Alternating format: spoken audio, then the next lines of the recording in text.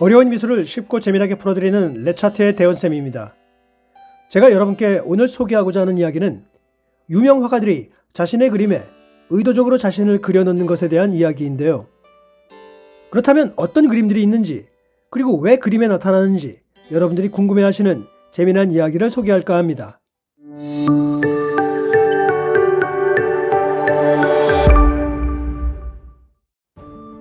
15세기 르네상스의 격언이 있는데요.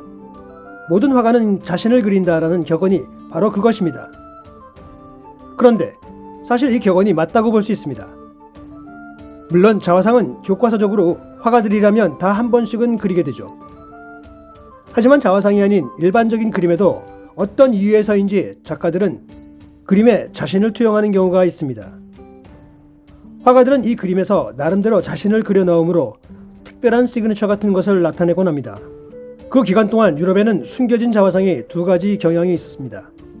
이탈리아의 남부 르네상스 화가들은 자신의 초상화를 그림의 오른쪽에 그리는 경향이 있었고 의도적으로 바깥을 내다보고 있었습니다. 하지만 북부 르네상스 예술가들은 그들의 기술을 과시하는 세밀하고 정확한 상징을 가지고 놀기를 좋아했습니다. 예를 들면 그들이 그림에 사용한 자화상은 일반적으로 거울과 같은 반사 표면에 왜곡되어 발견되어집니다. 이러한 예술적 전통은 르네상스 이후 현대까지도 이어지고 있는데요. 오늘은 그 대표작 15점을 소개합니다. 오늘 1부에서는 대표작 15작품 중 5작품을 먼저 소개하겠습니다. 세계에서 가장 불가사의한 이름으로 평가받으면서도 가장 재미난 그림인 이 그림은 벨기에 출신 북부 르네상스 시대의 대표적인 화가 얀 반 에이크가 1434년에 그린 아르놀피니 초상입니다. 얀반의 호화로운 결혼 초상화는 부의 상징과 기타 상징적 세부사항을 공들여서 묘사한 것이 중요합니다. 특별한 것은 공간에 대한 창의적인 방법인데요. 신혼부부 뒷벽에 있는 작은 볼록 거울에는 방 안의 다양한 이미지들이 투영되게 그린 점입니다. 그리고 이 거울에 작가와 다른 사람들이 투영되게 한 것도 특별합니다. 이 작품에서 작가 자신이 등장하는데요. 바로 거울에 비친 두 사람 중 한 사람인데요. 전문가들의 예상에 의하면 저 두 사람 중 왼쪽의 사람이 얀 반 에이크일 가능성이 높다고 합니다. 그 이유는 그가 즐겨 쓰던 빨간색 모자를 쓰고 있기 때문입니다. 그리고 거울의 바로 위쪽에 얀 반 에이크가 다녀가다 라고 쓰여진 글귀도 분명한 증거로 볼 수 있습니다. 스페인 화가 디에고 벨라스케스가 1656년에 그린 라스 메리나스는 스페인 왕 필립 4세의 외동딸인 인판타 마가렛 테레사가 시종들에게 둘러싸여 있는 모습을 담고 있습니다. 왕의 궁정 화가였던 벨라스케스는 이 절의 그림을 그리는 왼쪽 화가로 자신을 그려 넣었는데요. 비록 그가 기술적으로 숨겨진 것은 아니지만 벨라스케스는 다른 인물보다 옆으로 치우쳐져 있고 더 많은 그림자에 숨어 있습니다. 그럼에도 불구하고 일부 미술사가들은 그가 왕과 궁정에 대한 자신의 중요성을 묘사하려 했다고 생각합니다. 그런데 그 외에도 아주 흥미로운 이야기가 있습니다. 당시의 거울이라는 것이 무척이나 큰 역할을 하는 것 같습니다. 방금 전 얀 반 에이크의 작품에서처럼 벨라스케스의 이 그림에도 그림에서는 절대 알 수 없는 모델의 정반대편 모습을 잘 보여줍니다. 이 거울에는 공주의 부모인 필립 4세와 왕비 마리아나가 딸을 사랑스럽게 보는 모습이 목격됩니다. 카라바지오는 38살의 나이로 세상을 떠나기 전에 여러 가지 모습으로 자신을 그렸는데요. 자주 그리스의 포도주의 신인 바쿠스로 변장했습니다. 인생의 마지막 해에 카라바지오는 성경 이야기를 주제로 그렸는데요. 골리앗의 잘린 머리를 들며 승리를 나타낸 다윗의 그림에 자화상을 포함하였습니다. 그런데 여기서 누가 카라바지오일까요? 젊은 다윗일까요? 아니면 목이 잘린 골리앗일까요? 여기에는 두 가지 설이 있습니다. 하나는 젊은 다윗과 골리앗 모두가 카라바지오일 것이다. 그리고 또 하나는 골리앗이 카라바지오일 것이고 다윗은 그의 조수일 것이다 라는 설입니다. 첫 번째 설은 다윗은 카라바지오 젊었을 때의 모습을 그렸을 것이라는 거고요.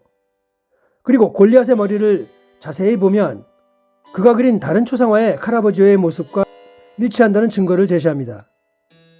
하지만 골리앗이 카라바지오라는 설을 주장하는 사람들은 다윗은 카라바지오의 조수인 체코라는 젊은이로서 그와는 연인 관계라는 것으로 다윗과 골리앗의 관계와 그와 조수의 관계를 나타낸 것이 아니냐는 이유입니다. 게다가 다윗이 골리앗의 머리를 보는 표정은 절대 기뻐 보이지 않는다는 것도 이를 뒷받침하는 것이라고 합니다. 하지만 최근 다윗이 젊은 카라바지오라고 주장하는 측의 새로운 주장이 나왔습니다. 카라바지오는 이 그림에서 다윗이 되어 그의 격동적이고 파괴적인 삶을 표현한 것이라고 합니다. 카라바지오는 사실 1606년 난투극에 끼어들게 되며 그만 사람을 죽인 일이 있었는데요. 그로 인해 그에게 현상금이 붙어 있었던 사정이 있었습니다. 그런데 카라바지오는 이 작품을 교황에게 바치며 청하길 그의 목에 걸렸던 현상금을 없애달라고 했으며 실제로 그의 부탁은 성공을 해서 무죄가 되었다고 합니다. 미켈란젤로가 바티칸 교황으로부터 시스틴 성당의 벽화를 의뢰받아 만들었다는 것은 상식입니다. 그는 이 위대한 작품을 사다리 위에서 눕거나 허리가 휘어가며 수년을 그려야 했습니다. 무척이나 고통스러운 일이었죠. 하지만 그는 벽화 제작의 마지막에 가서 그의 좌절을 명쾌하게 표현하는 묘책을 찾아냅니다. 그리고 교황이 준 돈으로 잠깐이나마 즐기면서 그릴 수 있었는데요. 바로 최후의 심판을 마무리하며 자신의 삶과 죽음에 대해 자신의 모습을 그릴 수 있는 기회가 생긴 것입니다. 벽화의 중앙 부분에 성 바톨로뮤가 들고 있는 영혼이 빠진 한 죽은 성인으로 등장시킵니다.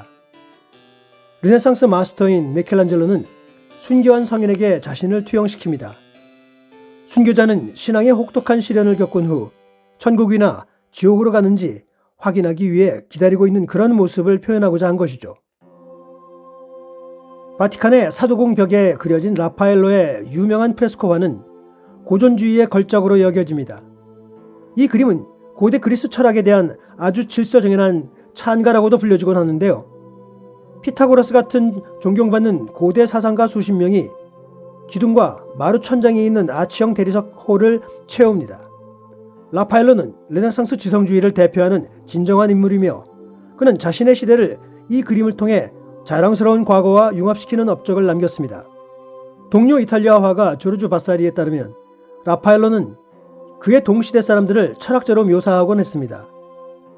이 작품을 자세히 분석하면 자신만 출연하는 게 아니라 다양한 자신의 주변 사람들도 포함되는데요.